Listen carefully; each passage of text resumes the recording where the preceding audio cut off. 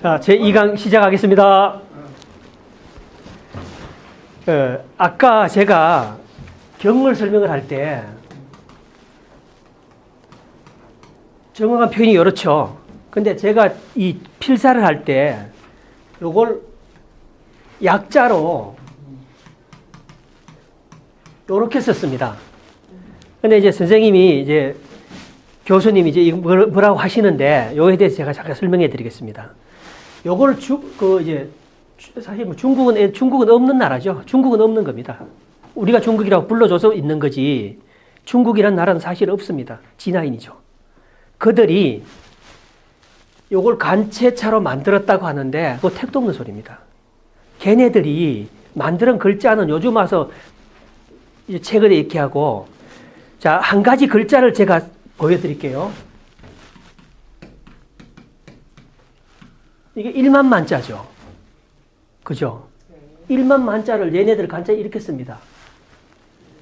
그런데 여기 1만 만자가 뭔 뜻인고 하면은 그 옹땅에 옹이란 땅이 있었습니다. 옹이 뭐냐 하면 우리가 그 예전에 많이 들어보셨을 겁니다. 우공이산. 그 우공이란 사람이 옹땅의 주인인데요. 그 옹땅의 주인인데 우공이 누구냐 하면은 문둥병자의 지도자예요. 그래서 우리가 우하면은 그 한마디로 무조건적으로 도움을 주는 사람을 뜻하는 글자, 이 글자가. 한글 이 글자가. 그럼 우가 들어가는 글자는 다 그런 의미를 갖고 있어요. 보두자도 그렇고, 이 허수아비 우자도 그렇고, 다 그렇게 무조건적인 도움을 주는 사람들 뜻하는 거예요. 그런데 이 옹땅에 그 천재께서 동방세계를 해방시키기 위해서 진출했을 때, 천병들을 꾸렸을 때, 옹땅이 사람들이 아까 이야기했던 우공이라는 사람이 문둥병의 지도자가 1만의 병사를 빌려준 거예요. 1만의 병사를 데리고 와서 그 전쟁, 해방전쟁을 함께 치른 거예요. 근데 그때 이 1만이 그 피해가 생겼어요. 그래서 다 죽었어. 그러면서 결국 우리가 살 수 있는 이런 기반이 만들어진 거예요. 그런 사람들 희생 위에. 그게 이제 1만 만자이라는 의미인데, 여기에 똑같이 이 우공이 그 이대 환인인, 아까 이야기했죠. 이대 환인 신농이라고 했죠. 이분이 다시 후천 개벽을 하기 위해서 서역으로 갔을 때 또다시 1만의 병사를 빌려준 거예요. 근데 이 1만 만자를 처음에 한 번만 빌려준 게 아니라 또 빌려줬잖아요. 똑같은 글자가 필요했던 거예요. 1만을 또 빌려줬다는 글자가 요 글자인 거예요. 그런데 요 글자에 보면은 아까 이대 환인의 이름이, 성함이 면이라고 그랬죠. 그 면자가 들어갔잖아요. 면이 있을 때, 면이 그 일을 할 때 다시 행동을 보태줬다라는 말이 이게 1만 만자거든요. 그럼 얘네들이 이 1만 만자 간자를 지들이 만들었다면 이걸 어떻게 알았을까? 이 역사 사실을. 역사 사실을 어떻게 알았겠냐는 이야기예요, 이거를. 그 말도 안 되는, 그러니까 대다수 글자들이 옥편에 이미 있었고, 그걸 갖다가 지들이 간체자라고 약자라고 해서 사용하고 있는 거예요. 근데 얘네들은 뭐냐면 이걸 의미를 쓰는 게 아니라 표현수단으로 쓰니까. 단지 말을 표현한 문자로 쓰는 거니까 이런 철학은 다 버려버리고, 그러니까 얘네들이 글자를 만드는 게 하나도 없어요. 나중에 요즘 와서는 이상하게 뭐 컴퓨터 나오고 하니까 이상한 글자들 만들었다고 지들 이 문자 주인이라고 엉뚱한 소리 해서 그렇지, 걔네들이 만드는 약자가 없는 겁니다. 그러니까 이 글자의 대다수의 글자 약자들이 보면은 또 다른 그 글자를 관계된 또 다른 유사한 사건이 있었기 때문에 그걸 기록을 해야 됐기 때문에 그런 유사한 약자 그런 것들이 다 써져 있는 거예요. 저는 이거 문자학을 연구를 할 때 그런 게 굉장히 큰 단초가 됐었어요. 이 역사적 사실을 밝히는 단초가 됐던 거예요. 자, 그거는 이제 그 간자 이야기는, 약자 이야기는 그 정도만 하면 이해가 되셨을 것 같습니다. 자, 이제 중용 강의를 해드릴 건데요. 이게 중용은 말이에요. 전체 1장부터 33장까지 되어 있습니다. 1장은 그러니까 우선 중용이란 말의 의미를 우리가 정리를 해야 될 것 같습니다. 그죠? 중용이란 말의 의미도 의견이 분분합니다. 근데 누구 하나, 어느 분 하나 말씀이 딱히 와닿는 것도 없어요.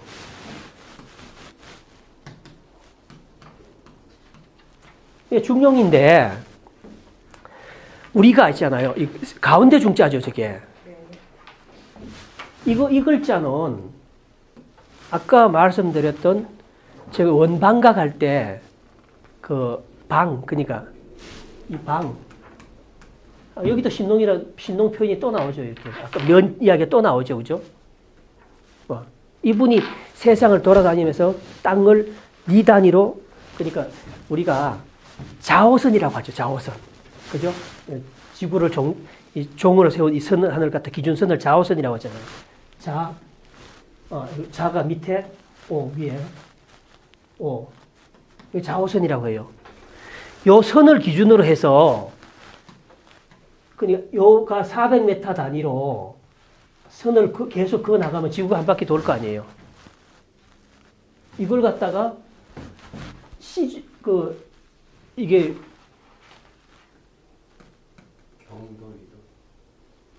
위도라고 합니다. 이걸 갖다가. 뭘 위도라고 하는 거예요? 여기 400m 단위로 선을 그어 나가는 걸 갖다가 수평으로. 그 다음에 밑으로 또 똑같은 400m 단위로 선을 꺼 나가면 이걸 이제 경도라고 하는 거예요. 여기서 날경자를 쓰죠, 이제. 그 반대인 것 같은데요. 아니죠. 이게 북이 남이 할 때. 그러니까 할 때는 이게 위도가 맞고요. 근데 이게 이쪽으로 가면서는 잃는 게 아니 동서 동경 네. 동서 경이요. 남북이 이렇게 되잖아요. 자, 이쪽으로 표현을 할 때는 동경맷도 이렇게 표현하잖아요. 그렇죠. 동경맷도 표현하잖아요. 근데 이 선으로 갖고 1을 표현한다고 하는 거예요. 근데 이게 정확한 표현은 이게 시위자잖아, 시. 이 선이 자오선이 시가 된다는 뜻이에요. 씨앗이라는 뜻이. 그러니까 지구를 재는 척도에 해당한다. 그래서 이걸 시위자라고 하는 거예요. 그러니까 이쪽 선을 시줄이라고 하는 거예요. 이쪽 선을 날줄이라고 하는 거고. 날줄이 위가 되죠. 시줄은 하고 경이 되고. 시줄이 동경 서경인께. 그러니까 저 교수님은 이 선이 그러면 경선이라는 거예요. 그러니까. 그렇죠. 경도죠. 우리는 138, 38선이 938도선 아닙니까? 그러니까 위라고 그래. 네. 날줄 시줄 할 때. 근데 그건 나중에 제가 그걸 하기로 하고. 예. 자, 그런데 요 400m 단위로 가면서 지구를 수십 바퀴를 돌아다니면서 요 400m 단위 안에서 뭔가 어떤 일이 일어나고 있고 어떤 사람이 살고 어떤 식물이 살고를 세세토록 다 기록한 사람이 있었어요. 그 사람을 우리는 갖다가 지신이라고 하는데, 아까 말씀드렸던 입구자로 표현이 되는 신농이란 분이고, 이분이 성함이 면입니다. 천재 셋째 아들이에요. 2대 환인이 되는 거예요, 이분이 2대 환인이 되는 거예요. 그래서 여기서 중자 가운데 입구자는, 그래서 이분의 사상을 뜻하기도 하고 이분이 만들어놓은 땅을 뜻하기도 하고, 그래서 이걸 나라라고 말을 하고 있고, 이걸 갖다가 입이라고 말하고 입구라고 말하고 있고 백성들이라고 말하고 그러는 거예요. 그러니까 다 이분에 관계되는 말이에요. 근데 이분이 중심에 섰다라는 거예요. 이분은 어떤 사고를 갖고 있었냐면은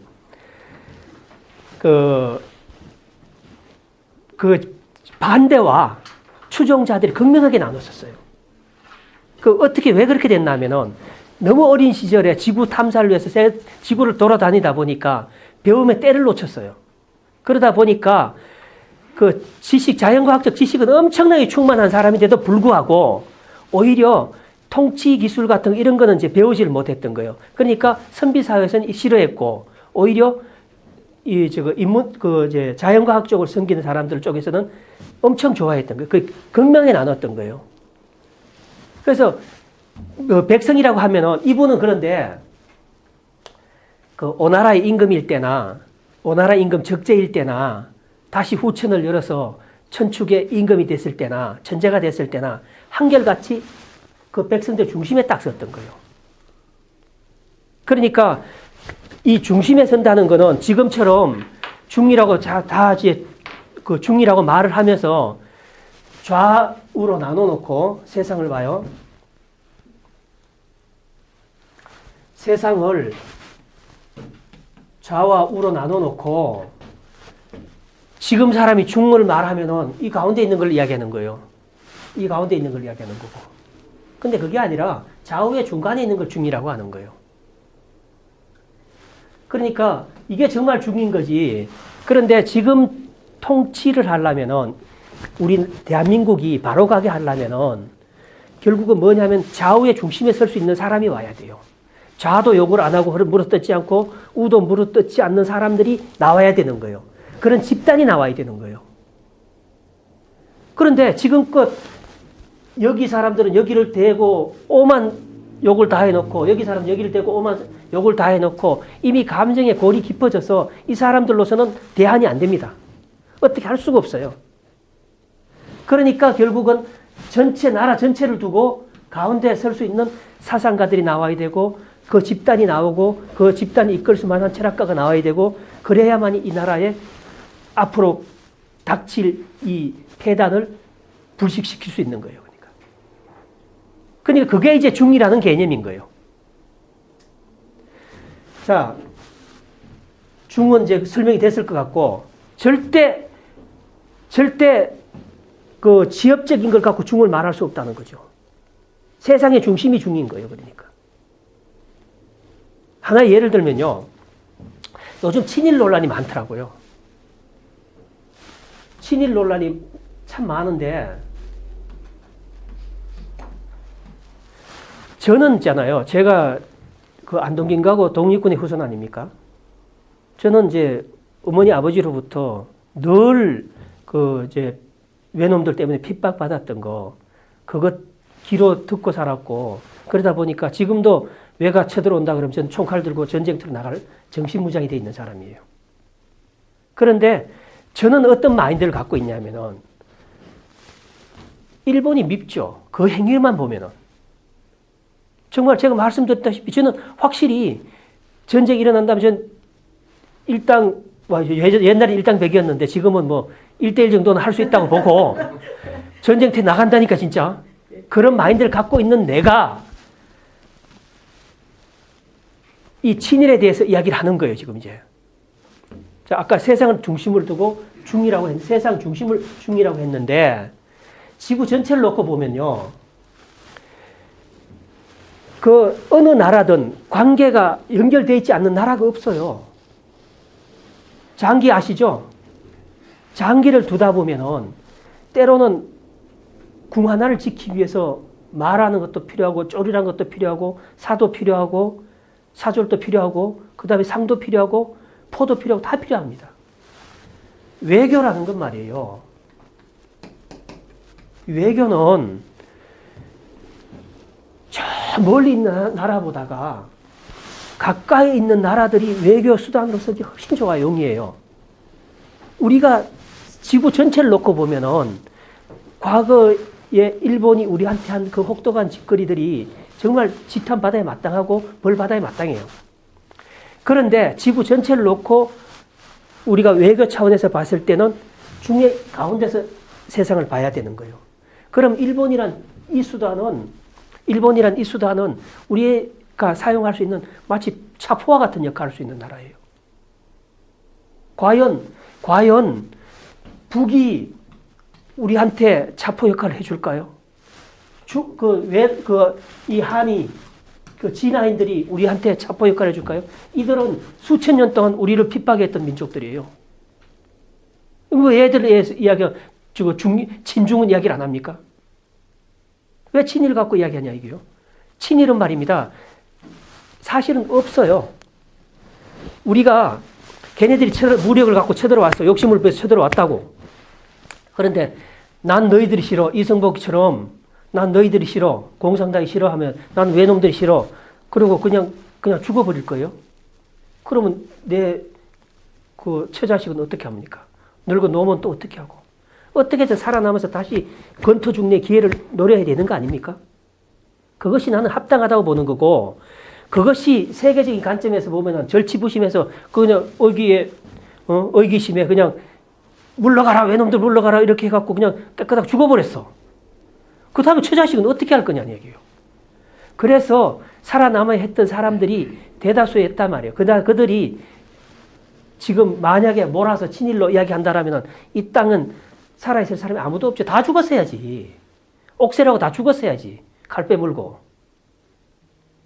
그래서 과거에 그 악연 가지고 지금 우리 국토를 분란하는 우리 민족을 정신을 해야 하는 민족 정신을 해야 하는 이런 것들이야말로 정말 친일적인 발상이고 그 사람들이야말로 지탄받아야 맞다는 이야기죠.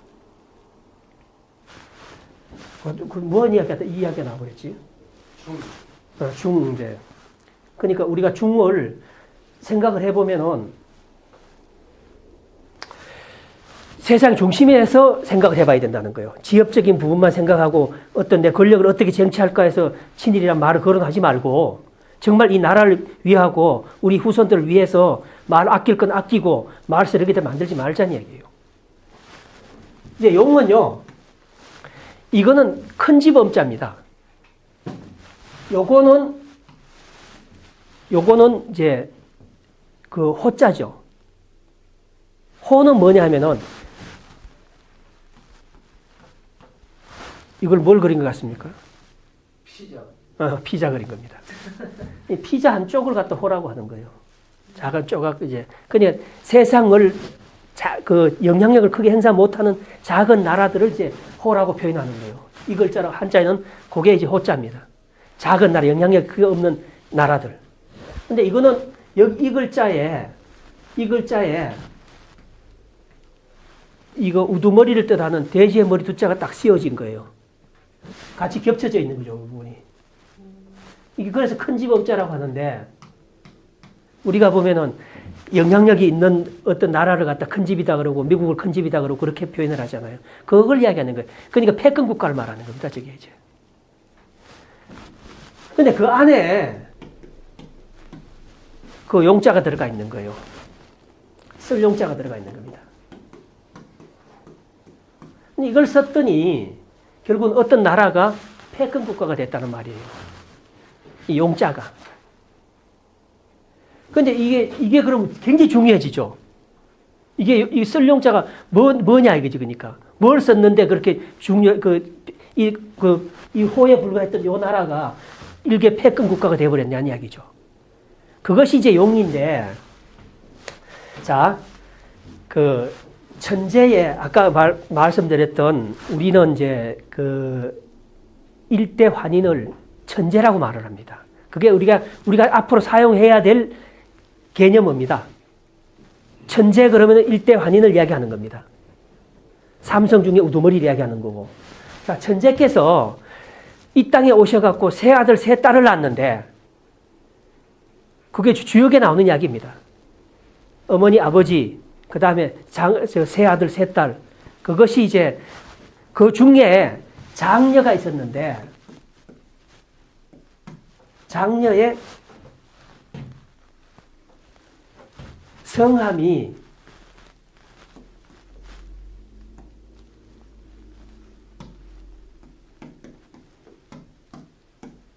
자용이라는 분이에요. 장녀 성함이 자용이에요. 그러니까 이게 우리 주역에는 보면 그게 아무 데이터도 없는데 주역과 옥편과 시경, 서경 이거 글자들을 다 내용들을 합해보면 이게 누군지 이런 까지 다 나오는 거예요. 그러니까 우리가 말한 천재의 장녀는 자용이에요.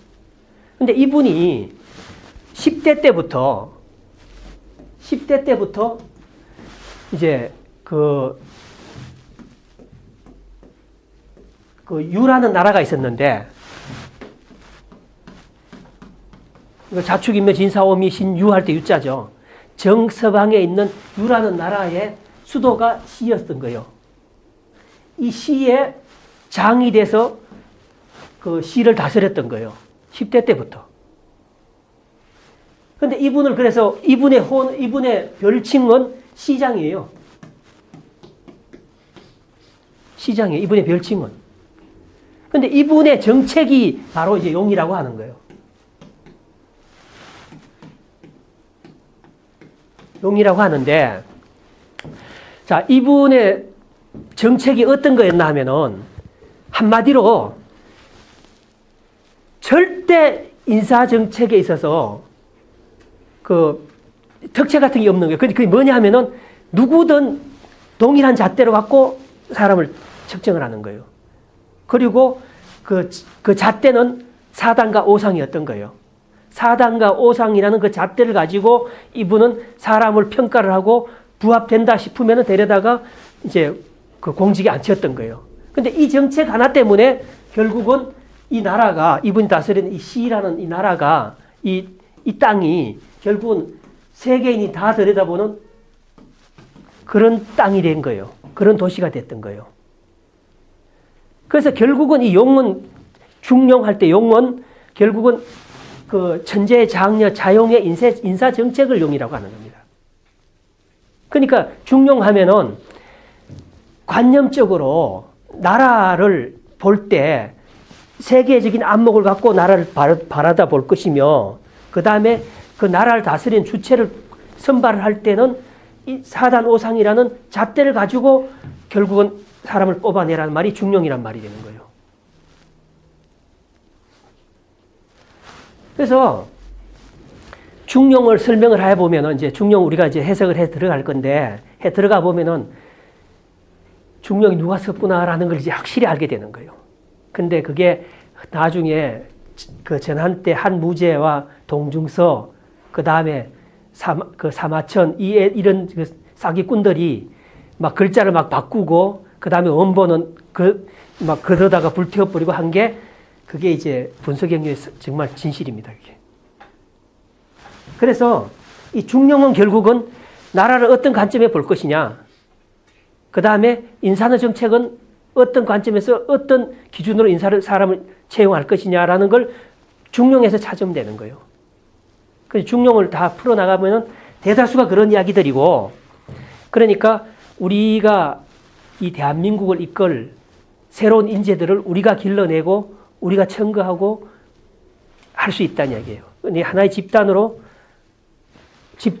55,000 양성사업단이라는 걸로 집단이 되고, 근데 이 중용을 우리는 천박이란 관점에서 풀어서 세상 사람들한테 들려주고 인정을 받자는 이야기죠. 자, 중용의 이제 제목은 그렇고, 중용을 이렇게 보면요, 한 문장만 해석을 해볼까요? 근데 이게 중용에 이렇게 문장 보면은 1장에는 이렇게 되어 있습니다.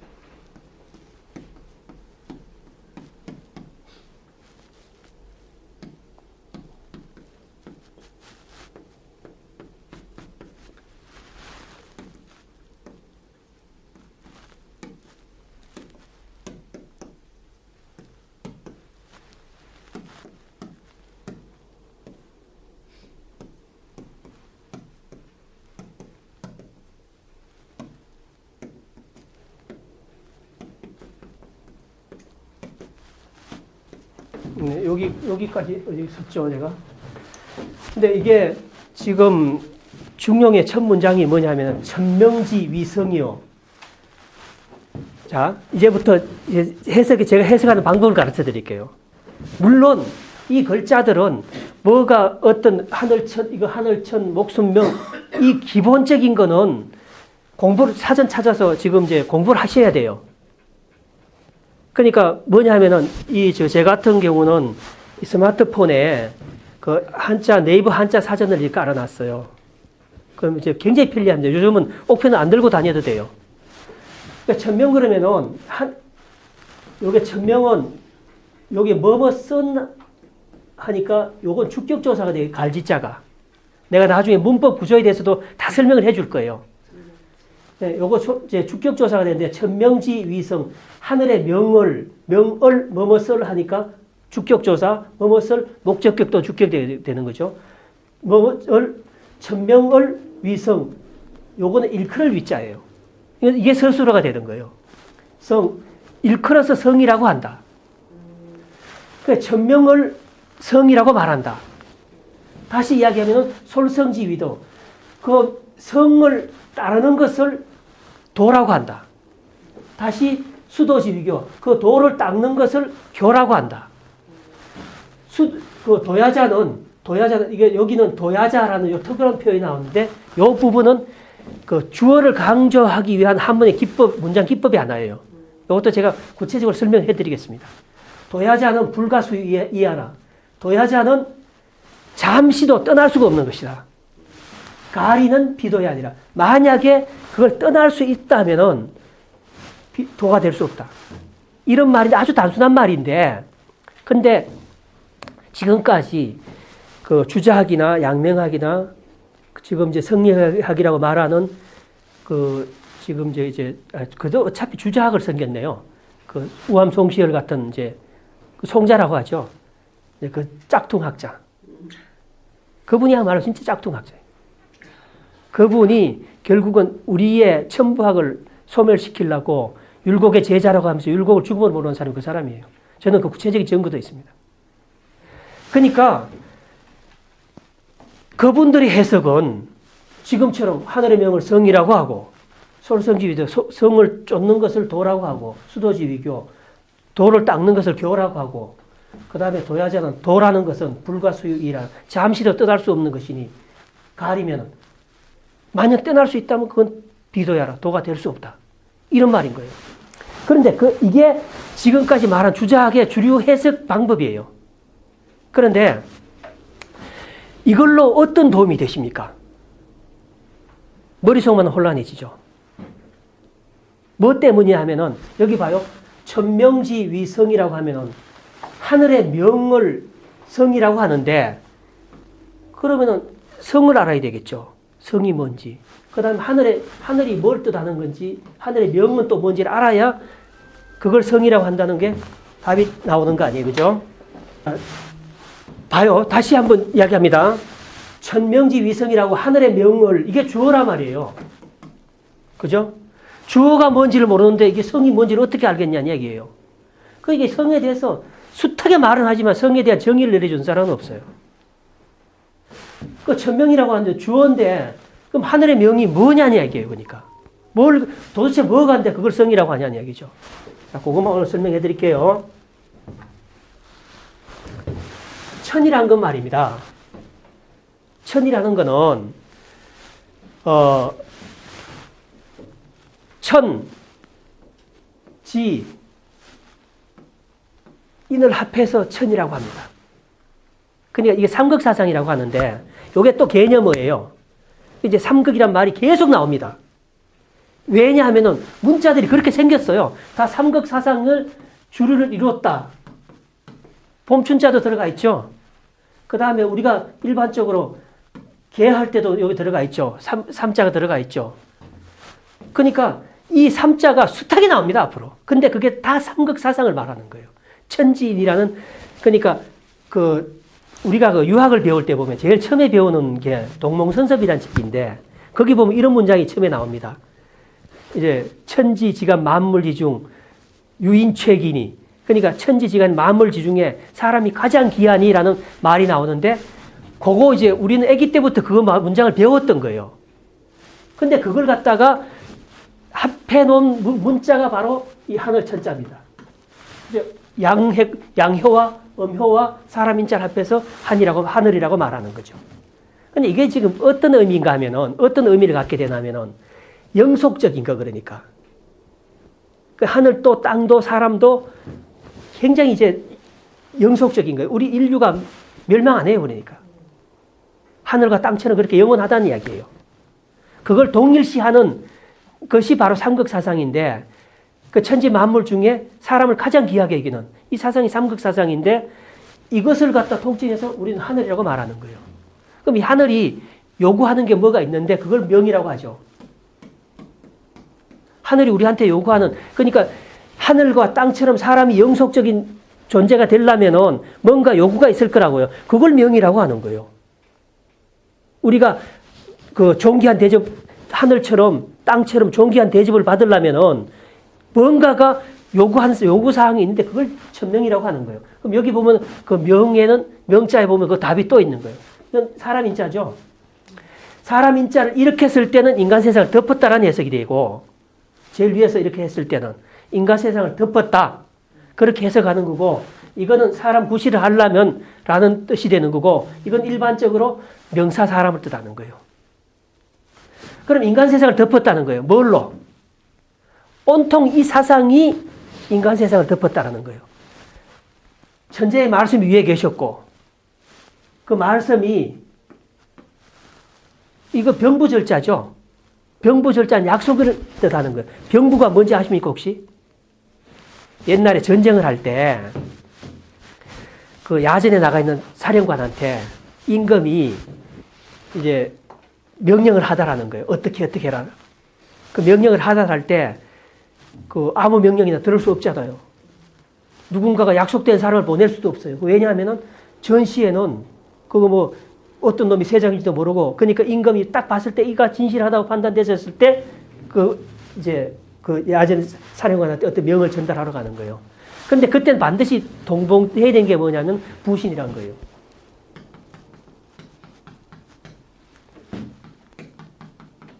그러니까 내가 임금이 보냈으라는 걸 증명할 수 있는 뭐가 있어야 될 거 아니에요. 그걸 이제 부신이라고 하는데, 그걸 갖다가 병부라고 하는 겁니다.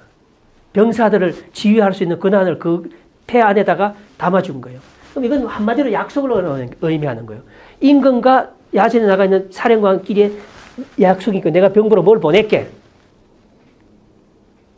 그 명령이 잘못돼 버리면 다 죽는 거예요. 전쟁에 있어서. 근데 이거는 어떤 글자에 나오든 이건 약속을 말하는 겁니다. 그러니까 인간 세상을 뒤덮을 수 있는 그 약속이 될 만한 걸 갖다가 천재께서 사람한테 남겨주셨다는 거죠. 그걸 명이라고 하는데 그게 바로 말이에요. 그래서 제가 말쓰레기 이야기하는 거예요. 이게 말이 천재의 말씀을 지키지 않게 되면 우리가 어떻게 되나 하면은 지금처럼 이렇게 되는 거예요. 지금 이쪽 진영 이쪽 보고 죽으라고 욕하고 있고 이쪽 보고 욕하고 있고 서로가 아주 그냥 극한 대립으로 가고 있잖아요. 이건 끝은 죽음이다. 피를 부른다고 이게. 과거 또 그랬잖아요. 6.25라는 경험을 우리가 또 했잖아요. 같은 동포라고 그렇게 안 생기는 게 아니라니까. 이 나라는 이미 반토막이 나 있어요. 형식적으로는 하나의 통치 체제를 갖고 있지만, 근데 전 정권이나 전정 정권에 보면은 그렇잖아요. 어느 누구도 제대로 된 통치 행위를 행할 수 없을 만큼 반대 진영의 핍박이 심하단 말이죠. 이래갖고 무슨 나라를 다스립니까? 그래서 결국은 우리가 사람들을 갖다가 마음을 다시 하나로 끌어모을 수 있는 그 말이 필요한 건데, 그 이 천재께서 주신 말씀을 지키면은, 그 말씀에 대한 약속을 지키게 되면은 그 사상이 인간 세상을 덮게 된다는 말이 저게 바로 명이라는 거예요. 저 목숨 명이라고 그러죠. 사람에 비하면은 네 목숨하고 똑같은 거란 말이죠. 명이, 하늘의 명이. 근데 그걸 지키자는 말이에요. 그걸 갖다가 이제 우리가 성이라고 하는 거예요. 그걸 성이라고 하는 거예요. 그럼 성도 이제 알아야 될 거 아니에요. 천명이 있으면 천명지 위성이라고 했으니까, 하늘의 명을 성이라고 한다고 했으니까 도대체 성이 뭔지도 알아야 되는 거예요. 그래 그 다음에 솔성지비도 그 성을 따르는 걸 다 또 도라고 한다고 하니까. 자, 이 성은 천재라는 개념을 확실히 머릿속에 새겨둬야 되는 거예요. 그분이 바로 일대 환인이고, 그분이 삼성 중에 귀자로 표현되는 분이고, 그분이 바로 젊은 시절에는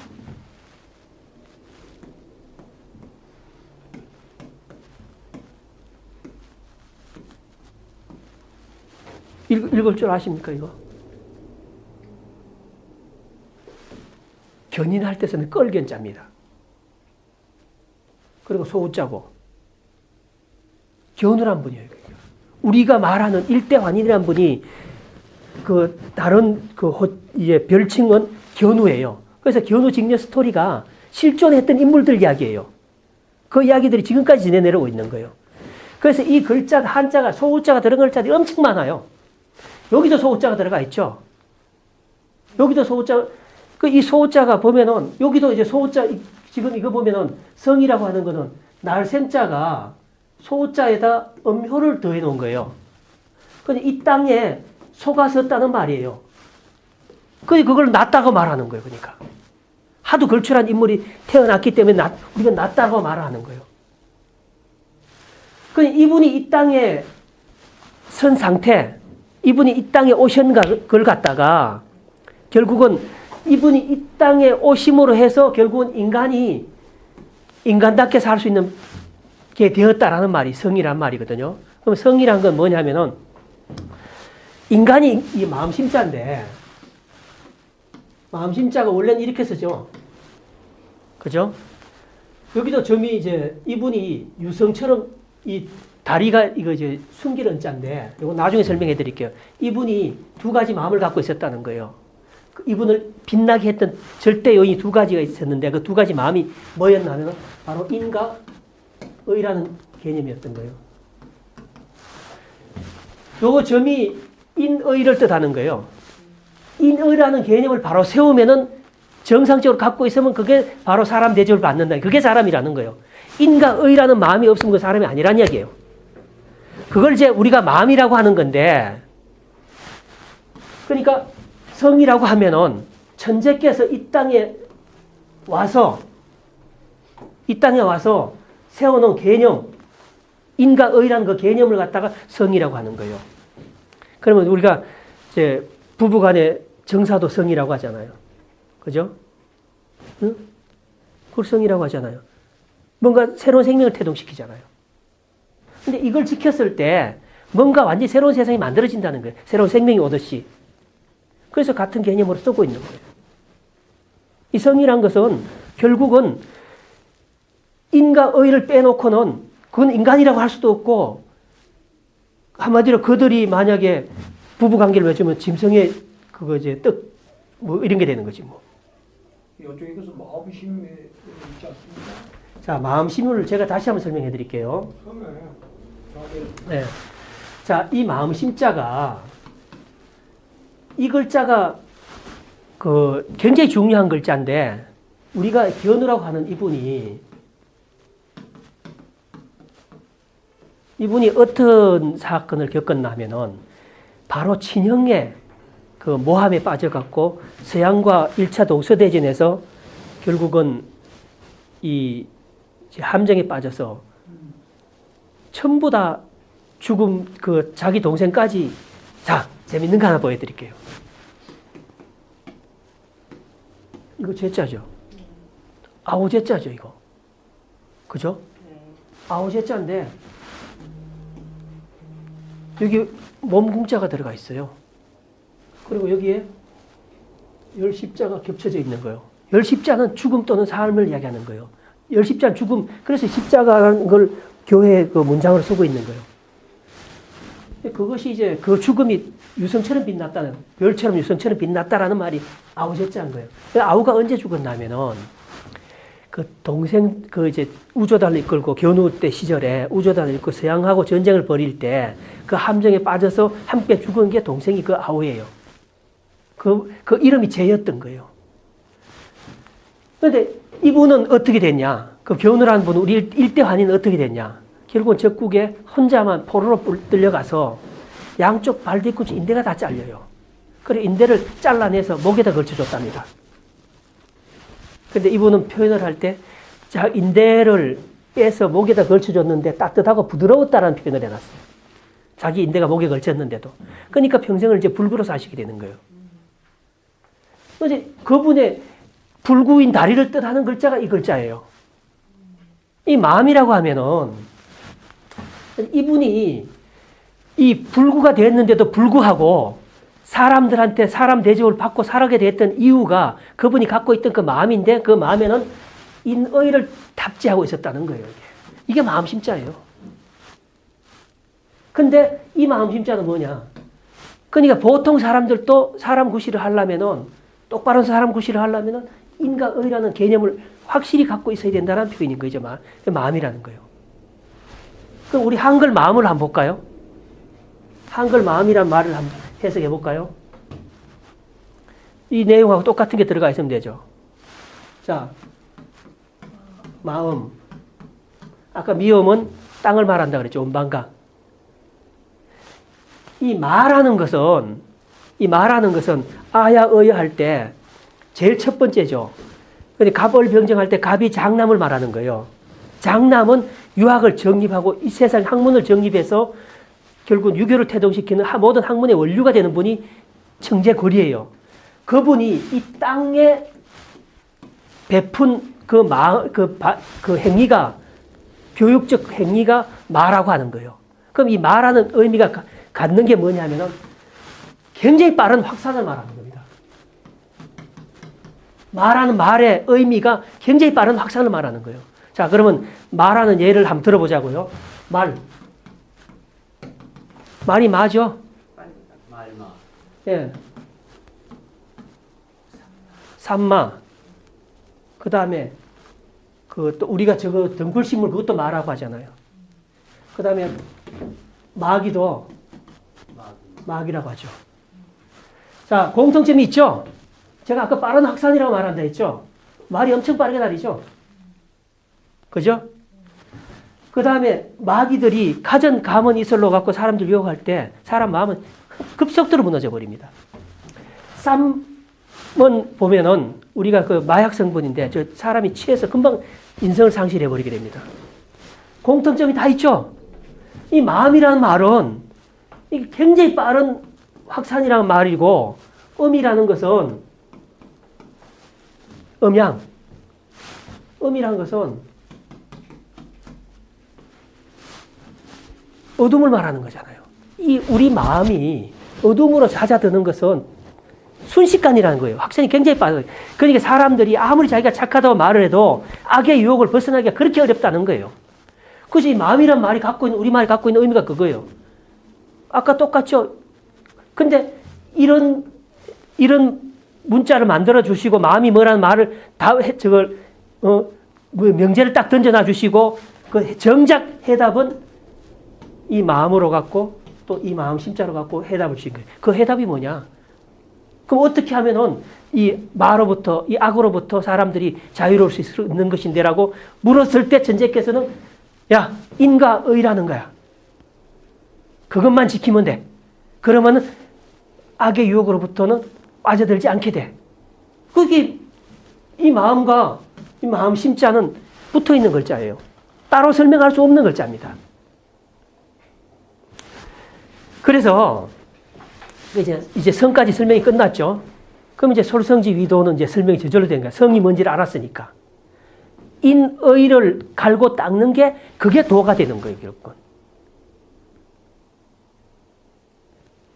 이제 오늘 저 10원 강의고 하니까 요 정도로 끝내고 이제 그러니까 이제 앞으로 이제 수강생을 정상적으로 모집을 해서 이제 하는 걸로 하고 요 정도로 이제 끝내도록 하겠습니다. 수고하셨습니다. 감사합니다.